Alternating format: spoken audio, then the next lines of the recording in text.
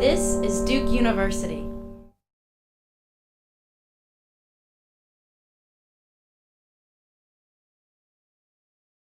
Things first, which thank you all for coming, obviously. But also, I'm not trying to be rude by having my phone sitting here, and so if you see me glancing at it, this is a function of the fact that, very appropriately, last night when I was out at dinner with Ed and some of the graduate students, my editor at Bloomberg called me and said that they wanted me to produce a piece on the history of White House security, the security breach. And so I had to write that and research it, not in that order, last night, and now it's in the editorial process. So if the fates smile upon us, perhaps you will get to see what a hacked up piece looks like. Before it goes up, we can just pull it up on my laptop. So that was not my intent, but it seems that timing has worked out that way. So anyway, Alex, do you want to? Yeah, so you're also not here to see me today. I'm just going to be asking him questions, and we'll let him do what he does best. But I wanted to start with the book that was already mentioned, A Nation of Counterfeiters, and the full title of that is A Nation of Counterfeiters, Capitalist Conmen in the Making of the United States. And this is a really interesting book. I just checked it out of the library. Great. So I'll be happy to pass it around, but great. if you promise that it's checked out to me. So it's a great book because it explores this period of time between the Revolution and the Civil War, when the United States currency, there wasn't really a United States currency, it was just kind of a free-for-all. And I think it's interesting coming from the modern day viewpoint where the US dollar is kind of king not only in the United States but around the world. To look back to this period of time, and I also thought it was interesting because I think the last time I heard about this period of time was maybe in high school history. And I remember remarking or thinking at the time that was interesting and then promptly never hearing about it again. And so I think it's a really interesting period of time to look at. And so I just wanted you to start by telling us a little bit about this period of time and what was happening with currency. Right. So when I started working on this book, the history of capitalism as a phrase was not yet something that was front page news on the New York Times, nor was it really any kind of news at all, because most people really weren't that interested within the mainstream historical profession in things like the history of money or the history of finance, which is just one part, obviously, of the history of capitalism. And so this is an era, as I found out, almost accidentally in graduate school that, as Alex has pointed out, had no uniform system of currency, and instead private state-chartered banks produced most of the nation's money in paper currencies of a bewildering number of sizes, or rather denominations and appearances, so that by the Civil War there were about 10,000 different kinds of paper money floating in circulation. And I thought this was noteworthy when I learned about this, in the same way that you did, except that I was in graduate school and I needed a topic to write about. And so that's how I got into it. But this, I think, highlights an interesting challenge that historians of capitalism face, and also historians who wish to speak to a wider public face, which is that many of the most salient, relevant subjects that you might wish to weigh in on are sometimes the most boring in the eyes of both your colleagues or potentially the wider public. So for example, if I had said, I'm writing a book about monetary policy, it's a fairly safe bet, and I can assure you on this, that eyes would glaze over and that people wouldn't be that interested. But if you say, I'm writing a book about counterfeiting, which was a phenomenon generated by this system of private money creation, you can back into this subject in a way that makes it, for lack of better words, sexier or more tangible, more material, because you're focusing on the money itself, and you can work backwards. So I think that, just to try to invoke the main themes that we are extensively discussing here, that is, I think, a challenge, but it's one worth taking, and one that I would, I think, strongly advocate that historians do. So you mentioned briefly the connection between how the monetary policy was then in counterfeiting. There was a fairly big criminal element back then. Right. I'm wondering if you can talk a little bit about that and also kind of draw the connection for us between what this period of time can tell us about the current state of the US dollar. So The U.S. dollar or the U.S. financial system? The U.S. financial system. Okay, all right. So when you have a system of private money creation, you have many different banks operating, producing many different kinds of currency. You have a situation where it's really hard to remember what genuine currency looks like, never mind what the counterfeit might look like, and that it might seem otherwise indistinguishable. So this system in which the free market effectively, somewhat, some version of free market took over money creation, was one that was generative of enormous fraud.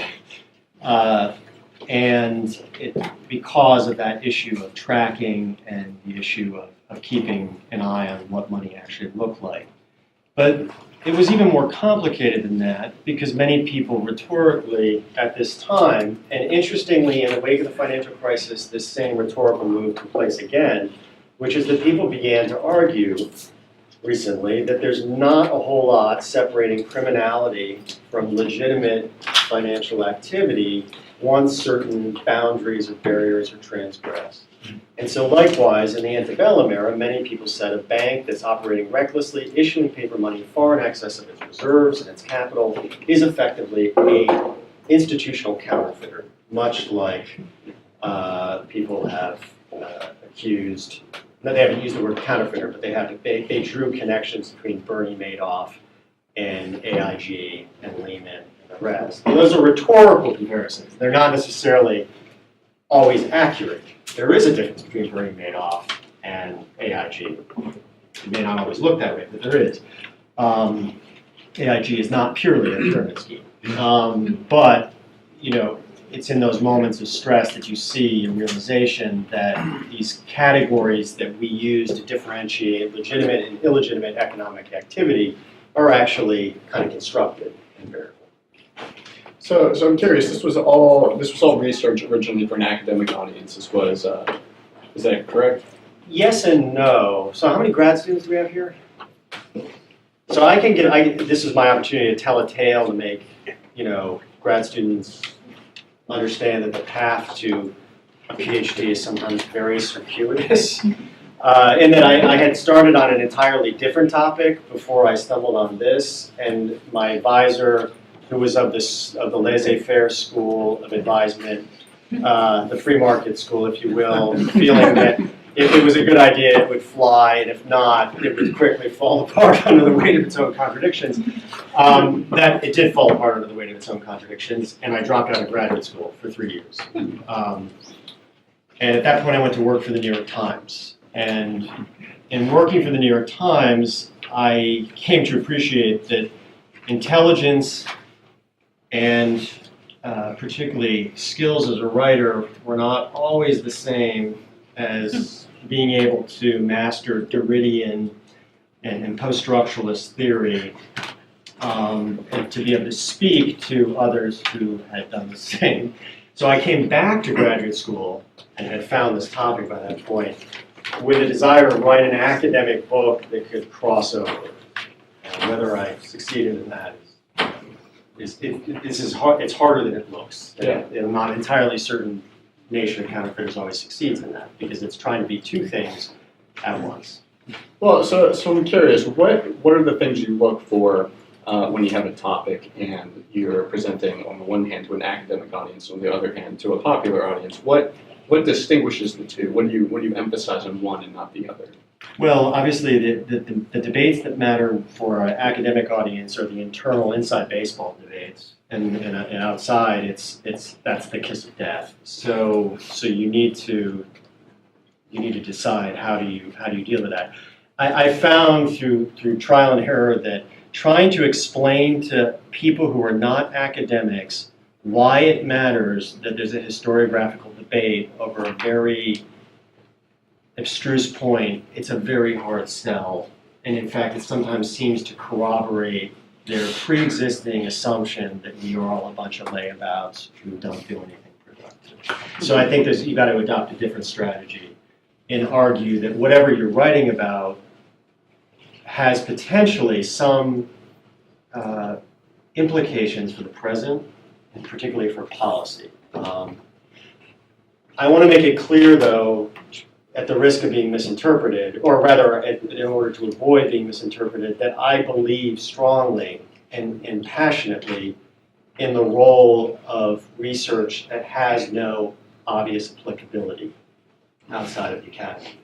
And as an undergraduate major, I actually was someone who majored in something that was so esoteric and so limited. I majored in classical and Near Eastern archaeology.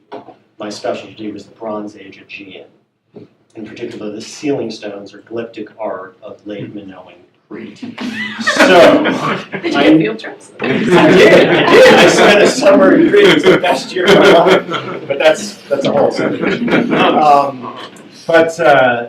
So I found that wonderful. I think there's something truly wonderful. So I want to come to you. I'm not coming to you as the spokesperson of you must make yourself relevant, otherwise, you'll. I believe that there's a place for this, but I also believe, sadly, that there are structural forces afoot that are going to either reward people who can make the jump or force people to make the jump, to speak to a wide audience. Well, so I find your work interesting in this particular case and also in a lot of the articles you write for Bloomberg View in that they take a really long historic view. And I feel like often in the media today, insofar as journalists take a historic view, it's a short one. It's like back to the 50s or the 60s or something like that. And I'm curious why you think the historic view taken by most people is so short, and why you think it's important to go further back. So I think that a lot of the reason the historical view is so short-term is that the media that people are most comfortable using is post-war broadcast media, and thus their frame of reference, they're less comfortable moving into the dark ages of pure print. That's not very reassuring because that's hard to fix, but I do think that's an issue in how people understand the past. If it's not readily accessible online, or if it's not readily accessible in some non-print format, they get less interested. But I do think it's important because I think to believe that 1945 is ground zero, I think, is a dangerous starting point for policy.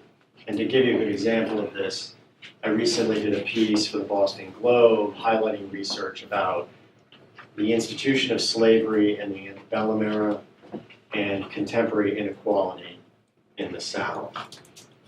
Not merely that slavery left African Americans behind, but actually slavery was inimical to the development of the sorts of institutions, civic life, that actually is central to economic advancement for both races. Looking at the work of Gavin Wright, who's an economic historian, and then more quantitative, pleometric folks like Nathan Nunn at Harvard. But I think that, the idea that, we have a terrible problem with inequality in the United States, but it's a problem actually that varies immensely by geography. And it's something that if you're going to tackle from a policy standpoint, you can't just prescribe something that is a one-size-fits-all. You have to acknowledge the liabilities that come with economic systems like slavery, and that continue, and it kind of, like being dead, they continue to wreak havoc in the present. So. And so you also write for Bloomberg View, and I want to talk a little bit more later about kind of your extensive relationship with them. But since in the news in the past few days is the first documented case of Ebola in the United States, I wanted to talk a little bit about an article you wrote for them about Ebola and the tactics used to confine it and make sure it doesn't spread. And this kind of goes to the idea of how many journalists take the short historic view, and that when we talk about Ebola, it has a relatively short history in existence, and when we talk about how it's confined, we go back to the first cases and talk about how you confine it to villages and that sort of thing. But in your article, you actually trace the strategies back to medieval siege warfare and talk about parallels between how we handle Ebola today and how things were handled back then. Can you talk a little bit about that? Sure. So when Ebola first started to metastasize into a genuine epidemic, Bloomberg said, "Well, we need to do more on Ebola." This is the quality of the conversation I'm having with editors We need more on Ebola. That's about the extent of the direction. I'm not diminishing my editor, but he's just transmitting what he's hearing from staff meetings. And so I didn't know what to do because, as you correctly point out, Ebola, from a genetic standpoint, seems to have, even if it was in an animal reservoir, it's a zoonotic virus. You know, it is emerging in the 1970s. So what's the early story of Ebola? So this is a good example of how you think when you see a current event. So I was like, well, that really puts me in a tight spot because Ebola doesn't have a history. And then I found this really kind of somewhat crazy theory that the siege of Athens and Periclean Athens, in which many people died of a mystery disease, was caused by Ebola. But then in the genetic sequencing, that didn't hold up in more recent research. I was like, that's not going to work. But then I was looking at what's going on in Africa, and they were imposing the so-called cordon sanitaire, the idea of what's known in English as a shotgun quarantine, where you basically, you leave people to die, and you encircle an infected area with armed men, and anyone who dares cross the line is shot on the spot. You can't go in, you can't go out, and you let the disease burn itself out. And a lot of people, pundits, were like, this is a great idea. You know, again illustrating when compassion, and particularly vis-a-vis Africa, there seems to be a certain deficit of it. Of like, oh yeah, this is a great public health strategy for dealing with this. And so Liberia, Sierra Leone, and the like should, and Guinea should just do this. So I was like, well, what is the history of the cordon sanitaire? Does it work? Well, no, it actually doesn't work very well, but it's been used many times, and it did actually emerge out of medieval siege warfare, the practices, and then in particular, it has been used somewhat more, quote, effectively, but in instances involving the Black Death, the plague, as well as other respiratory diseases, that left thousands, tens of thousands of people dead. And it especially has been used in the past by imperial authorities in Africa against African populations, consigning them to death. So I felt that this should be pointed out, that the sort of blithe embrace of this is the way to deal with Ebola there should be a prehistory, and that resistance to the cordon sanitaire by, say, populations in Liberia and Sierra Leone cannot be merely ascribed to a lack of understanding of the germ theory of disease, that there's in fact a terrible history here, especially among Belgian authorities in Africa, of treatment of native peoples. This was true in the case of, what's the disease? You may have read this piece more recently than I have. They rounded up people and put them in camps and then forcibly administered a medication that did cure the disease but killed off a significant portion of the people who were given the medication. This is the problem with writing a piece a week. I've written about 60 pieces in the last year, and I have to admit I can't always remember the intricate details. But in any case, so that's the answer to your question. Yeah. So I'm interested, Ebola is obviously a situation with serious implications, and it's not something that you want to shortchange an audience on. Right. And that's part of the difference between writing for a popular audience and an academic audience is the constraints you're under, both in getting them interested and also space, right? Mm-hmm. So you can write more as an academic and write in more details as an academic. So I'm curious, when you're approaching topics that you look into with a historian's eye and then translate that for a mainstream audience, do you think that things get lost in the translation?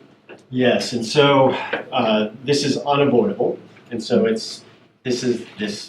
everything comes with costs, and this happens, and so I think there's always potential for misappropriation. In other words, because you're not laying out the elaborate backstory, people can misuse your story to bolster some insane political agenda that they might have. Or will, a lot of times people only read the headline, which, by the way, you as a writer don't have control over. It's like this speaking medieval, it's this medieval kind of, it's like they're the lords and they get to, this is the one thing they get to decide is your title. And so I've had a couple instances where they've slapped titles on pieces, not just at Bloomberg, but at the New York Times, where I brace myself because I know my inbox is going to be filled with hate mail very quickly. It is. So things can get lost in translation, both through no fault of your own. Things can get lost in translation because of the space provided. And the best way to deal with that is what I would describe as parenthetical caveats that you deliberately throw in. It's covering your ass, basically, where you kind of go in and say, of course, and you make it clear, this was not applicable to, you just make it clear, like, so no one jumps on this as, but even then, it's unavoidable. So there's a risk about going into the public sphere, or the going into the speaking to a wider audience about what can happen. I do, though, think there's a certain delight, and you have to kind of play it really subtly. As historians, we can kind of go like, I don't have an opinion on this. This is really just kind of, I'm just laying out these facts here for you. You decide. You're riffing on Fox News. What's that? Their phrase is like, we report, you decide. Is that it? We decide. And you listen. But I've sometimes tried to kind of like walk a really fine line. So one of the best compliments I ever got, which was not a compliment, was a letter to the editor that was forwarded to me saying something like, I don't know if Mr. Mihm is an incredibly stupid conservative or a very intelligent liberal. However, his piece with, then it kind of went on from there. And I like that because it seemed to, if you can deliberately obliterate yourself, because that's something, op-eds really are not the place where you rant your own political thing. It's really kind of where you intervene, but in a way you wish to erase yourself from the act of intervening. I don't know if that makes sense, but it's our instinct, whether you're on the left, the right, or the center, is when we write for a wider audience, be like, this is outrageous, this must stop, or, the injustice. That doesn't work. That may work on a blog in which only people who agree with you will gladly read, but that's not the same as writing for people who are going to be maybe unsettled by what you wrote, maybe hate you, but maybe walk away disquieted that you've told them something that they don't want to hear. And that's true, I think, on the left and the right. I want to make it clear here that this is something that, regardless of your politics, applies, that the best pieces are the ones where the best pieces are actually the ones where you pissed off people on both sides. Actually, that's sometimes the sign that you truly knocked it out of the park. So we've been talking a lot about how you translate academic ideas for a wider audience, but you actually have experience working with other academics and helping them translate for a wider audience with the Echoes blog. Can you talk a little bit about that? Sure. So one of my coworkers at the Times, David Shipley, who, gossip alert, he was a former husband of Naomi Wolf, feminist theorist. But he and I had worked together. He went to Bloomberg, as editor-in-chief of Bloomberg View, and he started that up, and they wanted to have a presence for history. And so he hired me to edit something called the Echoes blog, which was this blog that produced 3 to 4 pieces a week by academics on historical subjects, on current events for the Bloomberg View audience, which I want to emphasize just to explain, because Bloomberg View is sui generis in this respect. Bloomberg's media empire is a little different than normal. You have a website. I keep looking at the screen as if I'm going to find it up there, but you have a website, but you also have the Bloomberg terminal system, which is the proprietary terminals by which people pay obscene amounts of money to get real-time market data. This is Michael Bloomberg, was a computer geek originally, before he became public health kind of activist and mayor, obviously in that order. So when we would edit these pieces and when I write, they're going out on two things. One is visible to everyone, one is only visible to the terminal audience. So the Echoes blog started that way, going out in both outlets. And it was a mixed experience. It was at times occasionally quite successful, but a lot of academics had a really tough time reaching a wider audience, which is hard to do. It's hard, especially if it's your research. Perversely, I think it's easier to write about someone else's research for a wider audience. When I've had to explain my own work, then I get bogged down, and then I kind of, like, it's not, you know, I try to, it's easier to be constructively neglectful of nuance when it is. So I think that's one thing I would actually maybe counsel for anyone who wants to write, is actually to kind of look a little bit outside your own particular research, because it'll also feel less personal to you when someone says, this is this classic writer journalist experience. We love your 5,000 word essay. We think it would run better at 300 words. And that literally happens. That kind of cut can literally happen. So it's easier when it's not journalism. And this, I found it easy to edit this. I'm not always certain the academics who wrote for me found it easy to take the edits that I had to do. So I want to go back to one of the articles you've written on current events. Another thing we talk about a lot in this country, especially in recent memory, is minimum wage, as a hot button issue. And so you wrote an article for Bloomberg Media where you trace that back to 14th century England and the Black Death.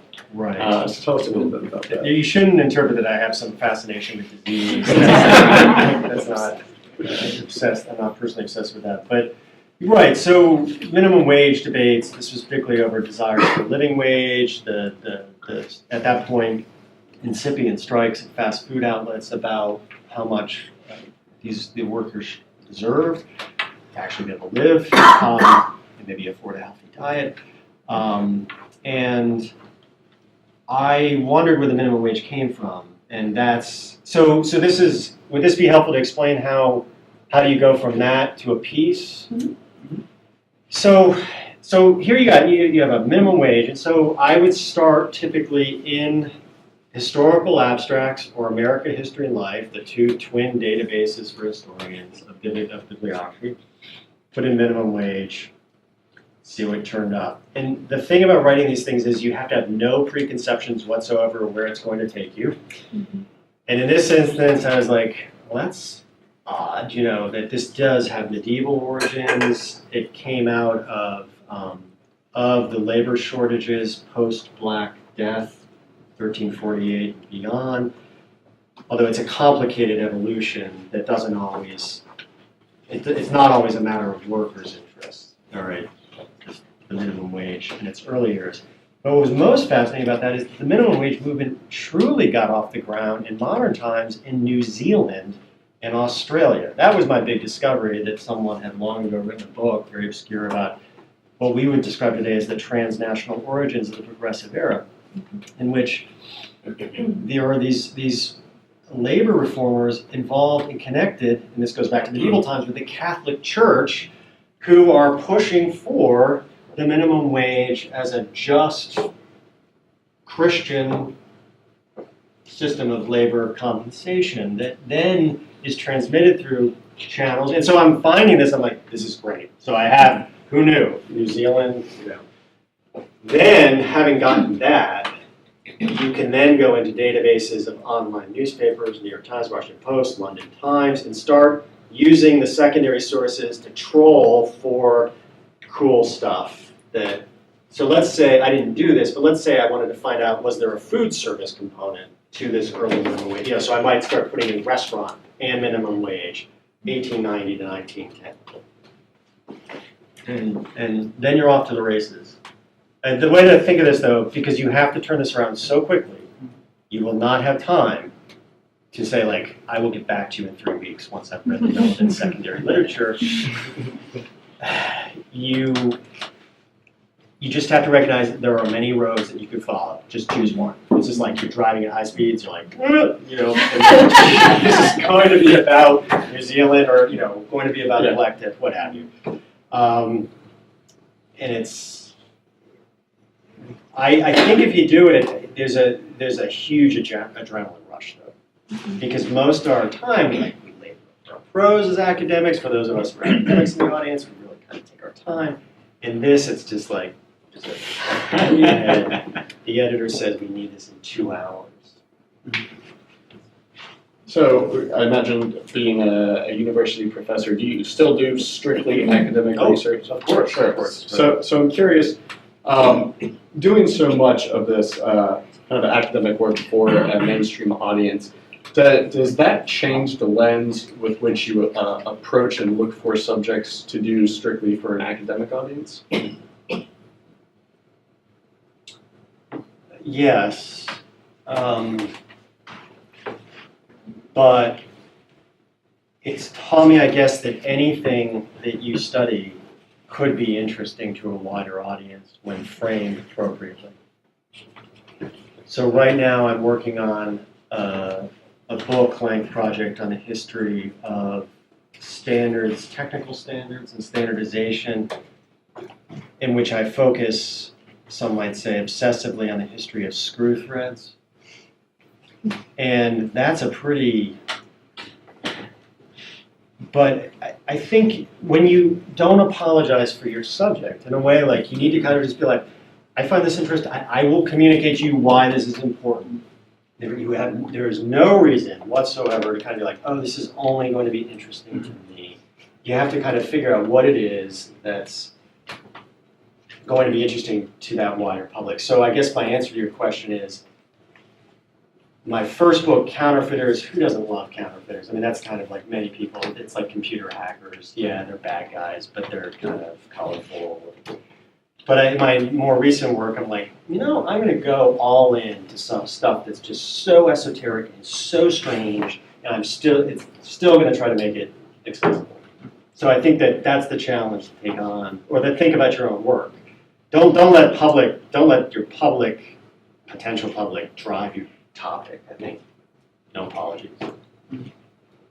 So, you know, clearly you're not the only university professor who is trying to popularize academic topics for a mainstream audience. I feel like this has become more common practice in the past 20 years or so. And I'm curious if you think that the fact that so many academics are doing that is changing you know, academia in general? Is it changing the way other professors do their research or think about research? I think so, and I think that there is growing recognition that participation in policy debates is not a bad thing. I'm betraying my own. You know, I was trained as a culture historian and went all in for post-structuralism and the like, but I'm not certain that was very good for us in the humanities in particular, vis-a-vis the public, academic administrations, and even students and enrollments. And I think some of what I would and have actively pushed myself and others to do, I think, is not a cure for that, but academics deserve a place at the table of policy and deserve a place at the table of public debates over contemporary issues. You know, we're not irrelevant. We don't have to apologize for doing what we do. And I've become increasingly zealous on this point as I've gotten older and crankier. But I think while I agree that you can make a case for the humanities on the basis that it teaches students to read and write, let's face it, there are other payoffs. We're not just service departments in the humanities for the disciplines that matter. You know, history in particular, I think, is a discipline that matters today. So that's interesting. So you're talking about having a place at the table, which necessarily means having a point of view, which is something that sometimes academics are hesitant to have. And I think some of your non-academic work can kind of help explain how you came to that viewpoint, in the sense that you've written for publications like the New York Times or Bloomberg, who are more traditional, objective, journalistic establishments. But you've also written for a publication like The Nation, which is a publication that comes with a definite viewpoint. And I'm curious how your experience in those different forms have shaped your view as to whether you as an academic should have a viewpoint and should participate in these discussions. Right. So I guess one thing I'd like to talk about, and by the way, just feel interrupted any time if you guys have questions, but one thing about wading into the public is that in academia, there are these kind of rules governing our behavior, particularly vis-a-vis one another in criticism. So how many times have we all read an academic review that ends, "These minor criticisms aside, comma, such and such's book is an excellent contribution to the growing," okay? So when you write for a wider audience, you get different feedback. And by that, I mean that you can get threats, you can get angry tirades, you can get accusations that really range all over the map. So by having an opinion, no matter how well cloaked, or no matter how kind of neutrally presented, you get this stuff. And when I began writing for a wider audience, this shocked me at first, because this was back when I got mail in the mailbox, which is actually scarier. Because you can't just delete it. Like, you see it, it's got like weird stamps on it, and it's scrolling, it's like, "Dear Mr. Mihm, you bastard." So that starts to freak you out. But the good news about that is that it kind of, you get this tough skin really quickly. And then it's kind of like, then bad academic review is like, so I think that it teaches you to. I don't think you'll back down from it if you do it. You just kind of get used to it. And I have a great anecdote about this that I like to share, because it captures it's like, what does it mean to speak to the public? And so when my first book that you were asking me about came out, and it was aimed at a wider audience, and it got reviewed obviously by academics and newspapers, but it also got reviewed in that podium or soapbox for the public, Amazon.com reviews. And so I was like, you could go to Amazon, like, did I get a review today? And I did. It was like 1 star. And it was really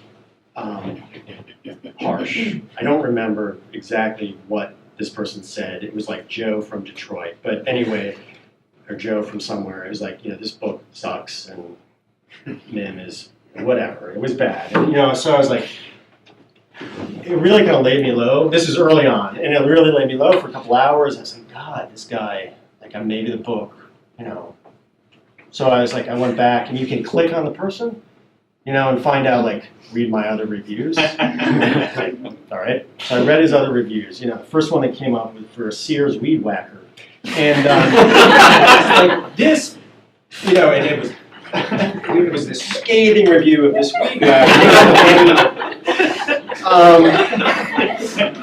That's when I started to realize, okay, like, you need to kind of like start to, like, this is a different economy of criticism that is not operating the way that we operate. So I think I just say, just be forewarned. And I know I kind of digressed there, but I don't think you'll be deterred if you do it, because there's also, you get amazing letters too from people who say, I had never heard of that, I was, and then they tell you a personal story, and that actually makes all the difference. You're not only going to get an email. I don't suggest that that's the only thing, but be braced. So kind of following up on that a little bit, with regards to the idea of having an opinion and writing for The Nation, was it difficult for you as an academic to increasingly start putting yourself out there with viewpoints? No, No, and I'll tell you why. So, let's say you're an editor, so flip it around and pretend you're an editor at anywhere in any kind of journalistic field. It doesn't really matter from an editor's perspective whether every comment and response to an article is negative. If the article is the top article, it's the top article. So, so as I've migrated to writing for The Nation and other venues, I guess that kind of taught me that you shouldn't try to avoid controversy altogether, because from their perspective, and by they I mean journalists, or from an editor's perspective, it doesn't matter if it's all negative. I mean, that sounds rather crass, obviously, but it's true. And then I wanted to mention another current event topic you wrote about that caught my eye, and that's an article about the debt limit debate. And Right. you know, obviously, when we think about the debt limit today, it's this very overwhelming thing that, in some sense, feels like it's always been around. But in your article, you talk about how prior to the 20th century, it didn't exist, and then certain reforms happened because of certain situations that necessitated it. So, could you tell us a little bit about that? Right, so this is a great example of a policy piece where you have to ask yourself, how did some particular regulatory or legislative mechanism come about?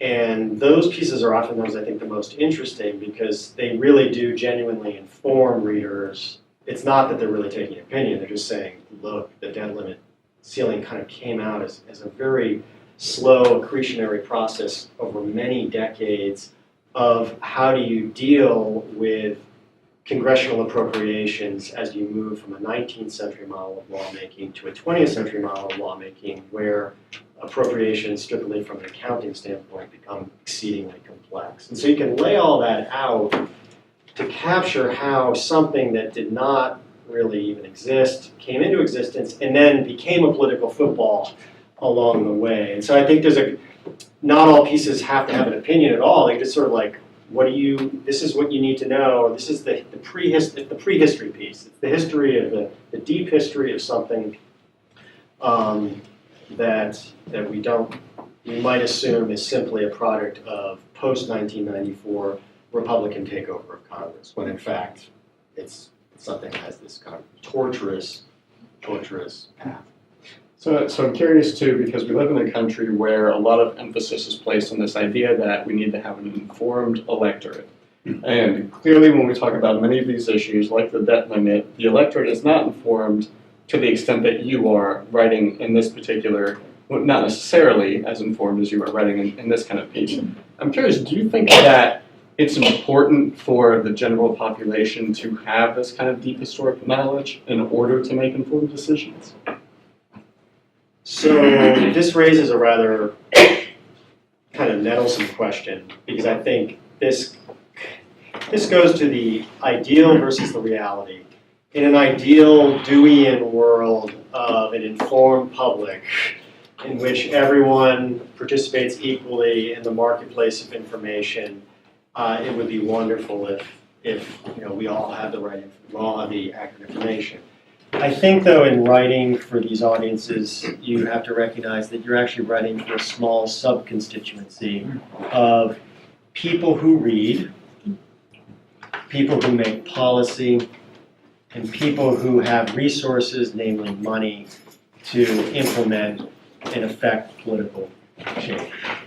So it's like, back when the New Republic was a more important organ in a nation's political life, it only had a circulation of 20,000, but it had a hugely disproportionate effect on policymaking. So I think it's better to kind of view the writing for that you're targeting a very specific audience. So in the case of the Bloomberg terminal audience, it's hedge fund managers, money managers, and the like. And so if you can reach them, you're having an outsized impact because of sadly, their power. So how do other academics, particularly ones who have never tried to popularize their research, how do they view what you do?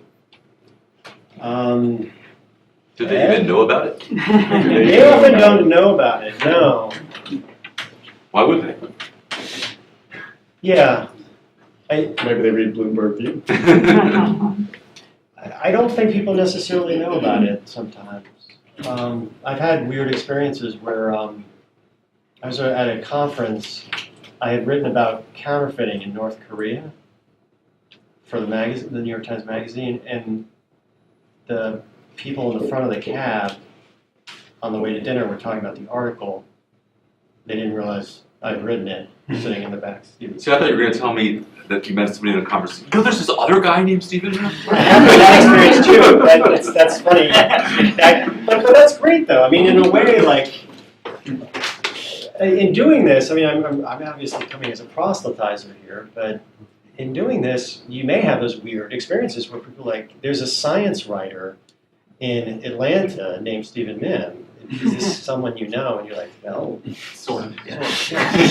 So I think that, I mean, it's also, let me for the graduate students in the audience, this is also a way to make, there's a psychological dividend to this, which is that you have this other life. You have this other existence and other autonomous place where people are aware of you.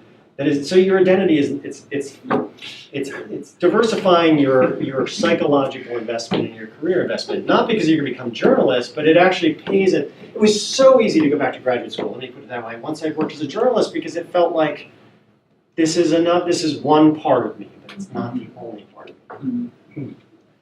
It's interesting because like Rebecca Scott, who was a mentor of mine, also did Yes. journalism before. There's actually a certain number of people who write, and then it does affect the way I think that they write.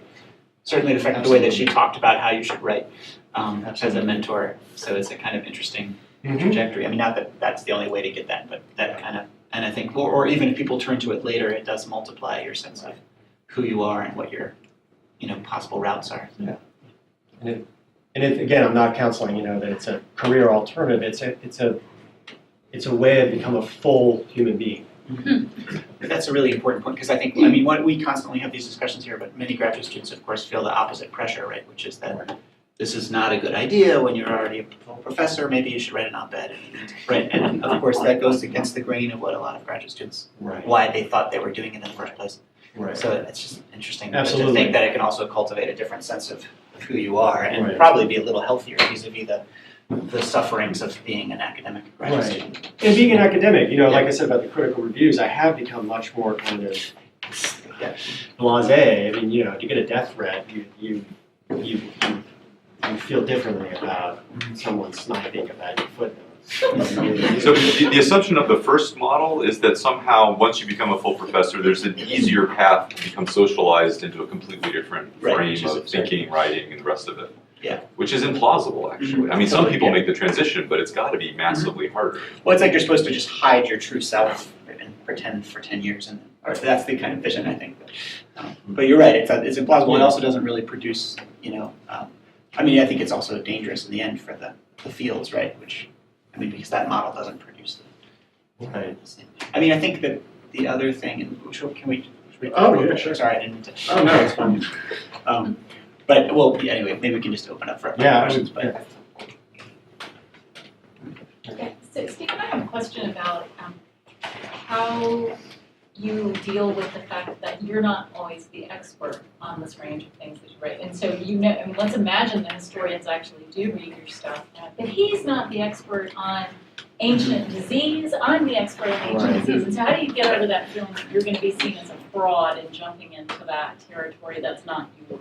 Absolutely. So that's a tricky question and one that different venues will let you deal with differently. What I prefer to do for Bloomberg is do shout outs in the articles of the relevant scholarly literature and the leaders in the field on this subject. So people I've never met before, I've linked backward to their article on JSTOR or what have you, to make it clear that what I'm doing is reporting someone else's research. Now, that's one way. There's another way is to get the editor to put a for further reading section at the end of your article. Another way is that if, for example, you feel that on some level what you produced, you needed to really do more to acknowledge and direct people to that person's research. Often when you write something, you'll then get media requests, like NPR or whatever. And at that point, you can say, I'm really not the person to talk to you about this. This person has written and is working on the book about this, so move them in that direction. So there are different ways to do that. I think the best way is to see yourself as a reporter. Like do you remember Lingua Franca, the magazine? Yeah. Like that you're reporting other people's research, and but I will say though that there's a way in which, and not everyone may be this way, I tend to read a lot of odd things and remember them, and they come in handy because then I can remember a phrase, Google it, find it in that volume. So I'm building on stuff that I do know. I have an interest in virology, for example, which is why Ebola is not merely a black box. Yes? I have a sort of process question about Sure. impulse control. Yes. And part of that is, you gestured to it, you constantly want to keep doing research. And as students, you either create the opportunity and get punished for it by continuing on and on and on, Right. or as professors, you take a long time to get your book done. Right. But at some point, you have to say, enough is enough, and I need to proceed. And if you're turning over articles once a week, what are the criteria for saying, I have to stop and do it, besides you have a deadline? How do you know you feel comfortable enough to make it happen? So when do you bail? When do you send it off? How do you know when to Stop researching. stop researching? What I've tried to generally do, and I think, well, one, the news cycle is going to expire on you.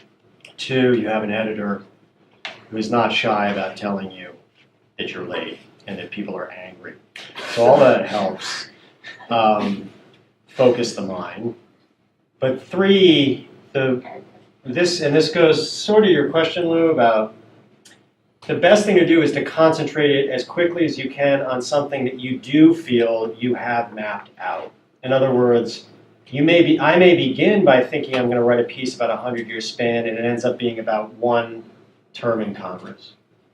And that I do feel comfortable after 2 hours of speed reading the relevant literature that I've covered the bases. You read the abstracts, then you dip in, you move around, you get a handle on the debate. So I think there's a moment where you can do it. It's not the same threshold, though, as academic writing, where obviously You used to that's an coin the understatement. phrase- You used to coin the phrase, map out, Mm-hmm. Mm-hmm. which is, there are two different kinds of maps. Right. There's a speed map, and then there's the one with all the broken details. Right. But it makes sense to me that you can come to a point where you say, I can map out this line of research. Yes. Absolutely. And I will so all those articles I printed out, it's just that's not going to be part of it. Goodbye. And then it's just about this. And so that's what I'm always looking for, is just quickly figure out what is it going to be. It's 1,000 words. And how does that, have you translated that back to your academic work? Do you know when I to stop there? wish. And also, I want to I know how you're wish. making screw threads interesting. What's your strategy? That was yesterday afternoon. It's that, it's so funny you ask that because, so you'd think that I would be a speedy demon. My own research, I love to keep doing research. I just love to, always can do more research. So I suspect this is like a displacement effect for our Precisely, right? You're probably So, but with screw threads, I think the best way to take a topic that people might raise an eyebrow at is to aggressively tell them up front, I'm going to talk to you for an hour about screw threads. And I'm going to argue, and then you lay out some significant claims, in this case that the national industrial economy could not operate without them, uniform screw threads.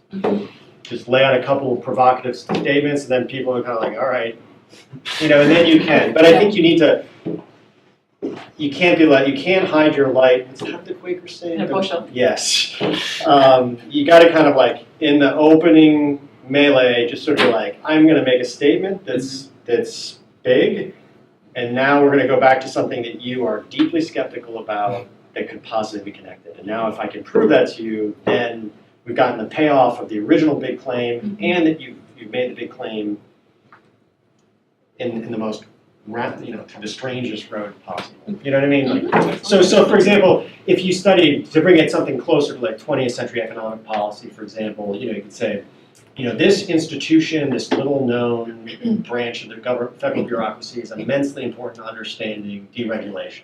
Let's just say that there's something like, all right, that's a bold claim. But then if you can tell them about something they don't know, and there's a real payoff to that, I think. So I want to pick up on that a little bit. In a way, that's an articulation of the John McPhee theory of writing. So Yes, John it is. McPhee is Yeah. a nonfiction writer. He's Yes. written about an enormous range of things, and That's he's quite explicit about saying, increasingly his goal is to take topics that nobody will find interesting and make them engrossing. And there's a lot to be said for that. But I also wonder, there's something also very heroic and individualistic about that, right? Where you're going against the grain of the public in some respects. You're saying, public, you care nothing about this. I will make you care about it. And you're not dissing that. I'm not dissing it, but I'm also wondering whether part of the move you've made has other implications for this question of question selection, for the issue of question selection. And the You mean in academia? Yeah, in academia. So not just this is a current event that has definitely captured the public attention. Let's put a historical perspective on it to give another angle on it. But rather, here are big issues, yawning issues that are sort of consuming the public and will almost certainly for the next 50 years. What could a historian do in terms of more substantial, sustained academic research? What can I do to engage in that conversation? I'm curious what you think of that way of putting it. So if you consider these activities, your public life and your intellectual, your academic life they are separate spheres to some extent. And on the one, you're using the news, and you really are a Quran. I think with academic writing, though, I've become increasingly convinced that the way, this makes it sound like a strategy, but it's not, is that go where other people are not going. Because by the time you're done, 5-10 years later, it is likely that by then what you found interesting in it will now be relevant, or you can make it relevant. In other words, so a lot of people who are associated with so-called history of capitalism, and especially the people like Louis Hyman and Juliot, myself, who have a history of finance, we all have these great stories of telling people that we were interested, Louis in 2003, Julia, I'm interested in federal securities regulation, and people yawning and looking at you with bored. But just have the courage of your convictions, stick it out. Maybe I'm betraying like a kind of Hegelian view of history or something, but I believe that if you follow, this sounds like a cat poster almost. If you follow your passion, in a way, other people will catch up to you. And the world of historical subjects is so vast, and our focus tends to be so limited to a handful of areas that if you were the only one investigating some hitherto, utterly neglected subject, it's a good chance that you're going to be in a very good place to find an audience when it really matters. So to give you an example, and this, some people have the interchange, the JH interchange. I mentioned in there, I put in a huge plug for tariff history. Now there's a real Taxation. and things like that, tariffs. And I point out that most of the signal works in tariffs are from the 1880s, historiographically. That to me seems like a gigantic pulsing red target to immediately go after, because our global trade war is going to go away in the next 10 to 20 years. Absolutely not. And Francis Fukuyama notwithstanding, we're not entering into some, incredible liberal order of free markets reigning supreme. And so there you are. You'll be the one. So I really want people, you and I agree on this, that policy history, tax history, history of management, history of finance, these are areas that are just, they're black boxes. Quick question. It's been a concern of mine for a long time. I don't fault you at all. It's no criticism. My concern is with the assignment editors and with the general public.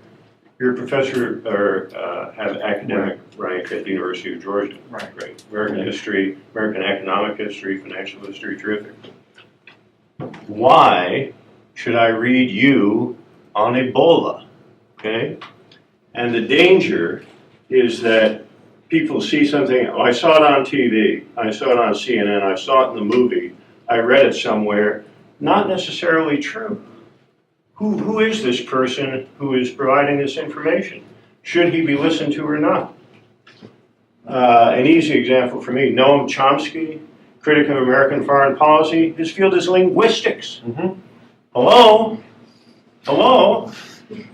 Well, so for example, in journalism versus academia, there's an interesting gatekeeping function that many people are not aware of. And this is especially the case in magazine journalism, that the peer review process, if you will, for a magazine journalist is significantly more rigorous than an academic.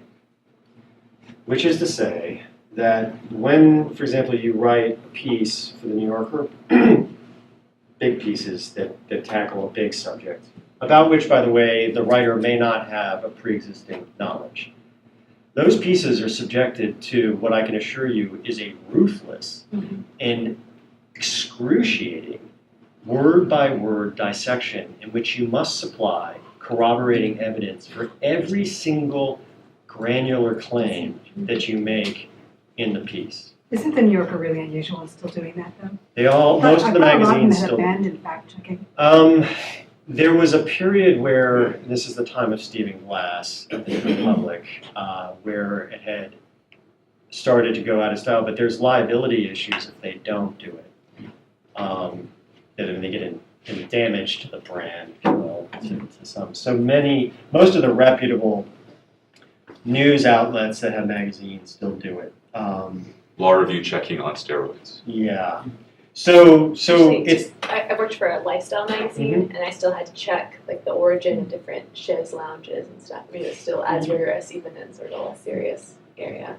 So you may not agree with what I say about Ebola. You may not, or what I said about North Korea and counterfeiting or whatever. What's the appropriate foreign policy response to Kim Jong, il's, But in terms of the, there is something behind that more than the person. The fact that you're a professor, in the case of Ebola, the fact that you're a professor of American history is irrelevant, really. Well, I think personally, and this is my plea for history as a profession, history is the last refuge of generalists. Perhaps. And so, and my interests, while I may be an American historian in my day job, I've written extensively for science, so I don't feel, you're right, you could say, why should I listen to you?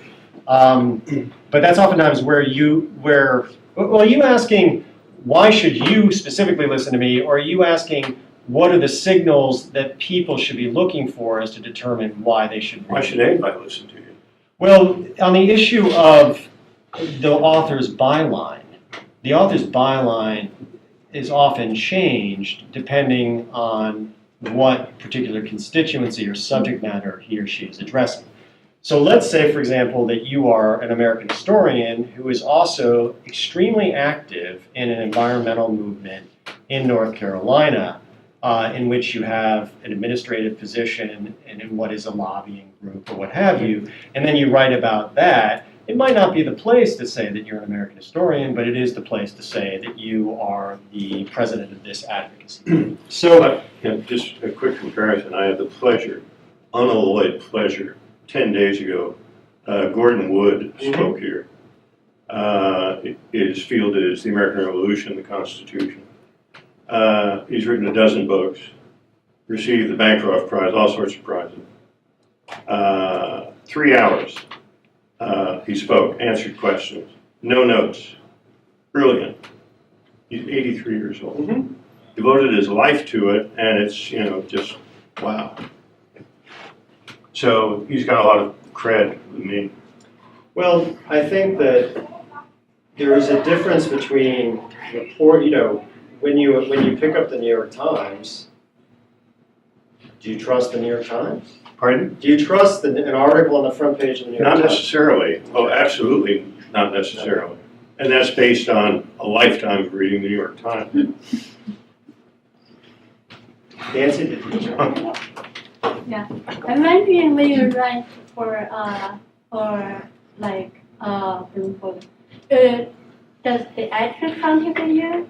So say, is your name, are you going to write something on Alibaba or Chinese food issues, or you decide I'm going to write this? Who decides? It depends. Sometimes the editor will say, we'll make a request, but oftentimes I'm looking for something that is more in my comfort zone, more in my area of expertise, if you will. So Alibaba, you're talking about the IPO. Did I hear you correctly? Yeah. Yeah. Because I'm a Chinese. Yeah, right. And so you saw that I wrote I don't know if you Yeah. know, I wrote a piece about Alibaba's IPO, but it's not about Alibaba's IPO, it's about the origin of shareholder democracy and one share, one vote forms of stock ownership, about which I do know a good deal, or at the very least knew the historiography. So that was something that I proposed to them, my editor, and said, this is a good opportunity to talk about why this particular issue has a history, especially in the United States, given Alibaba's decision to go public on the New York Stock Exchange. So that's a good example of bubbling up. But I do think, I'll keep going with other questions. I'm tempted to go back to something. So I was going to ask you about one of those pulsing red targets in Yes. taxation. I Yes. think is a key one, and it's Yes, something absolutely. that Will is also working on. But it's a crucial issue of our Sure. time, right? And it's an area that Robin Einhorn, a few Right. exceptions, but academics have not done much about, and yet it's like the revolution's going to be in the fine print in terms of some of these issues. So just like off the cuff, pretend I'm your editor and I just ask you to write about something about taxation. Like, what are some of the ways that you would take a topic that most people would say, "Whoa, need to take a nap," and Right. turn it into something that they really want to read to the end? So, you, in this instance, it's being driven by current events, right? So, I mean, you could write about all sorts of things in taxation, but it's going to be a harder sell if there's not some this is relevant. Yeah. So you're looking at something. So let's say you're looking at something like estate tax repeal or estate tax reform, something like that. I normally very quickly narrow in on what seems to be the thing that people care about the most about taxation now, or the big hot button issues.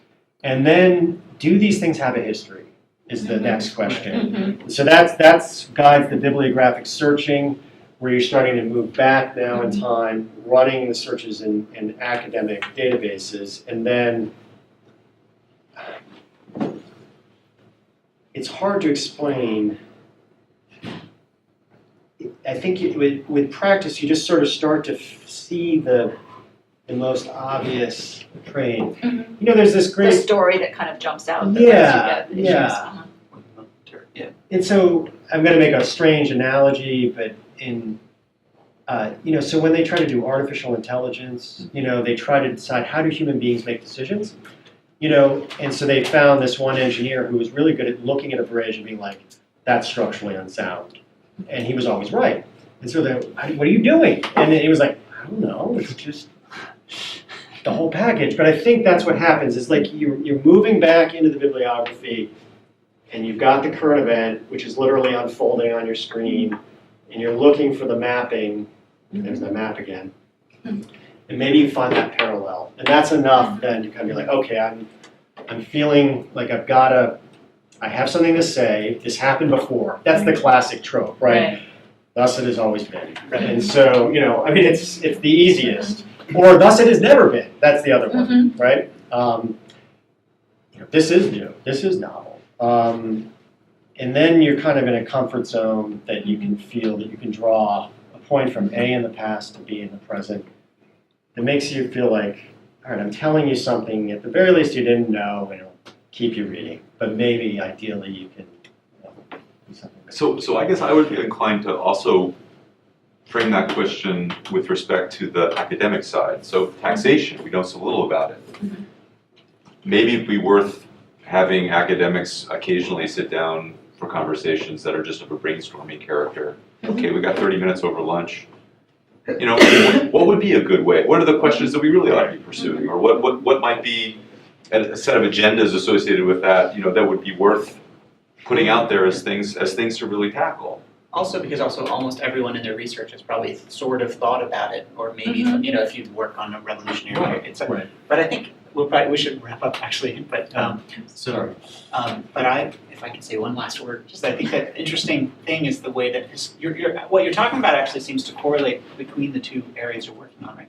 Because at the end of the day, I mean, if the denaturalizing move of history, right, the kind of consistent, which is something you bring to all of your pieces, which is essentially like, you may think that this is a kind of natural order or that there's no way to imagine differently, and part of the historical is to denaturalize and therefore render imaginable maybe other things, right? So I think that's where the intervention is, in a sense, it's like constitutes what we often do as a field, but then the similar kind of practice, which is then having to anchor that in the story, right, in empirical, in a moment or story, and finding that. So obviously the temporality is so radically different, and I've appreciated the way because I think that's the big problem between academic. Just the fact of having to write something in 3 hours, right? And it's often really striking that, it may be that the thing you write in 3 hours is read much more than the thing that you wrote over 5 years, right? Obviously it's shorter, but there's a way in which there's this kind of, but the fear factor, but also the adrenaline that you described. But at the same time, that basic move of that we bring, and then that's your reporting from the profession, from the field, the approach, which is like remember the history, and it's not that the history locks you in; it's that the history can enable you to look at the present moment with some vision that maybe makes the present moment seem not inevitable. I feel like I see that in a lot of your pieces. Oh, absolutely. Right, that sort of the things that seem inevitable. No, you captured, you hit the nail on the head. The denaturalizing move of history, that things that we assume are somehow timeless are not, that the fetishization of a free market, that's, capitalism has not existed from the beginning of time. And so, how do you, so I think, and that's something you can do in both venues. That's well put, I think. It's a similar move, just with very different consequences. Right. This has been really great. I really Yeah, appreciate thank you. your